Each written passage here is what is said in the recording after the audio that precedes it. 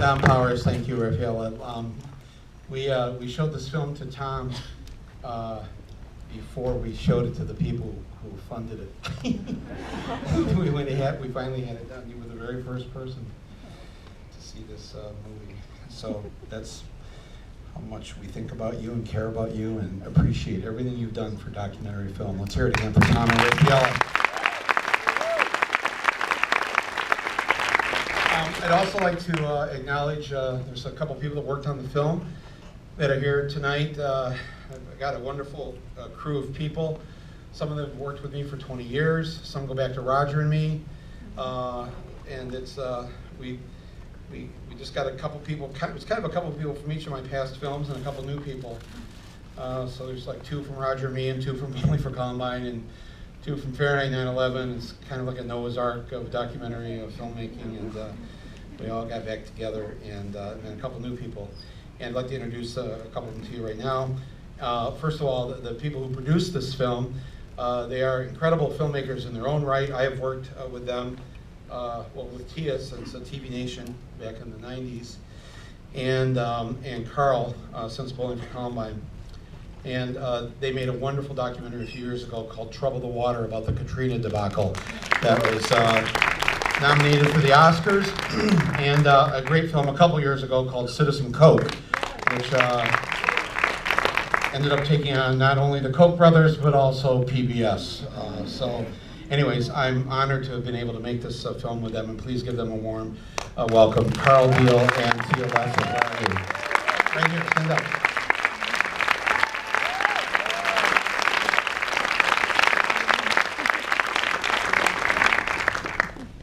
Our DP is with us. He grew up just a few miles from where I live now in northern Michigan, in a small little town of a couple hundred people. And in his own right, he has also made his own films and was also nominated for the Oscars a few years ago with this wonderful film that he made with Jeremy Scahill. And then he hopped on board to shoot the wonderful stuff. If the food in the movie looks good in Italy and France, you can thank him. Please, Mr. Rick Rowley. Rick in the back there, standing up. Thank you, Rick.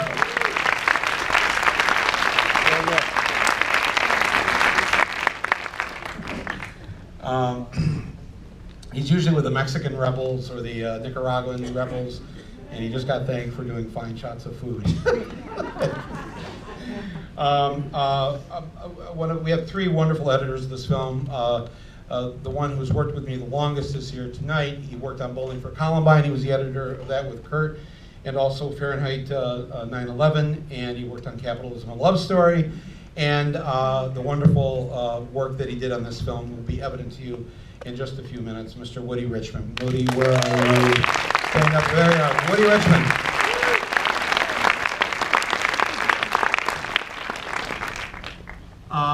Okay, so that takes care of the Ivy League crowd. Woody went to Dartmouth, Tia went to Cornell, Carl went to Columbia. You got kicked out of Harvard, right? Okay, a round of applause for that.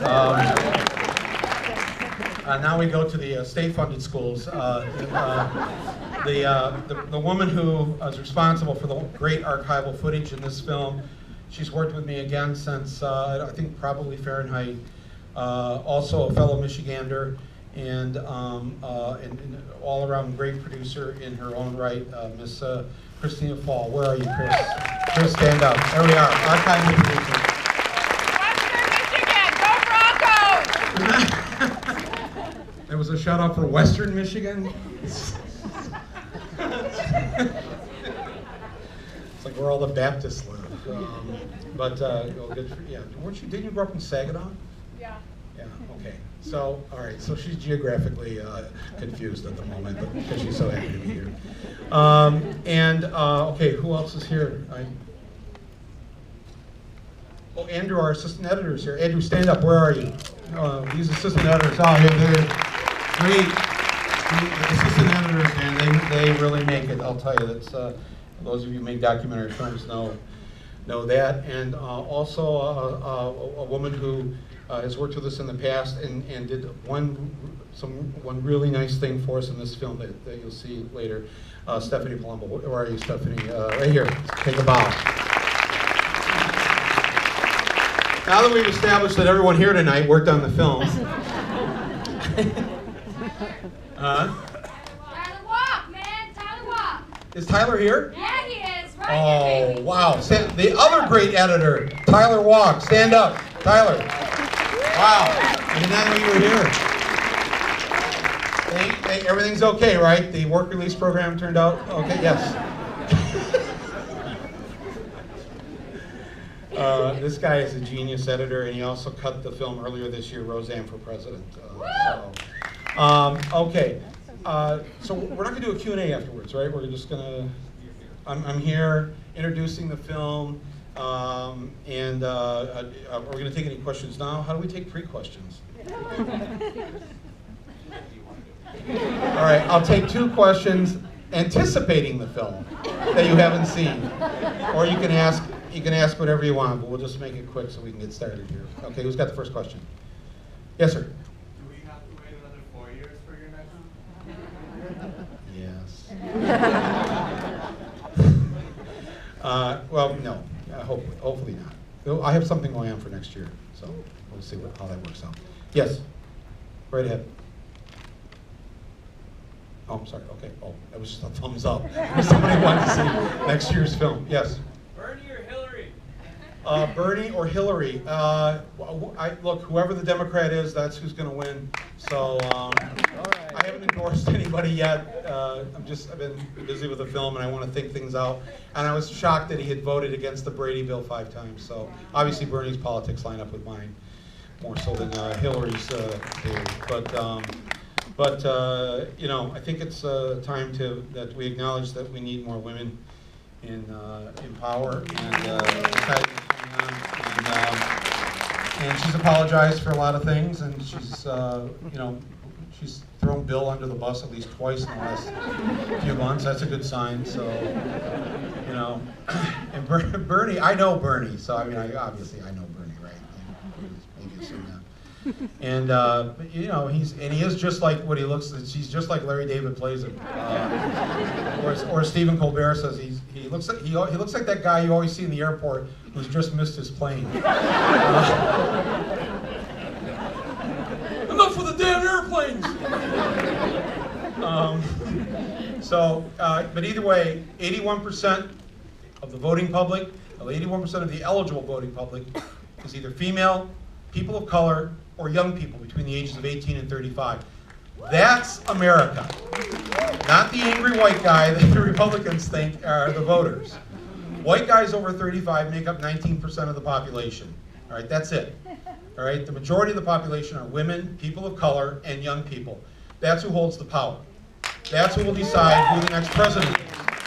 And so only unless women and people of color and young people stay home can the Republicans win. But I wouldn't be surprised if Trump is their candidate, because anybody who thought he was going to implode, he's already imploded 5 times. So it's kind of like you know, he's implode proof or something. I don't know. I'm enjoying the performance art, so I'm gonna hate for the show to end. But you know, okay, we'll take one more. Who's got the last interesting? Yes.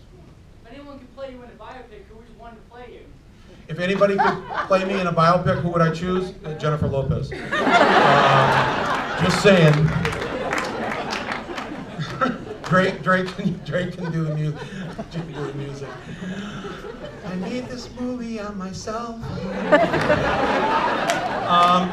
Okay, so we're gonna watch the movie. I want you to clear your head of any expectations you came in with or what you think this is about. It's probably not that. But I think that we wanted to do something special. We were very quiet while we were making the movie. We didn't want anybody to know about it, and I hope it hits you in all the ways that we intended. It's been received very well. We're very pleased and humbled by the response to the film so far, and so just sit back and have a good time and laugh. It's in color. It's under 2 hours, and, but it's in a lot of broken English, because we decided our challenge to ourselves was to see if we could make a movie about the condition of our country without shooting a single frame of film in this country, and that's what we did. Other than the archival footage you see, everything we shot was in the countries that we invaded. So enjoy this film, and thank you so much for coming out on this night to see it. Thank you.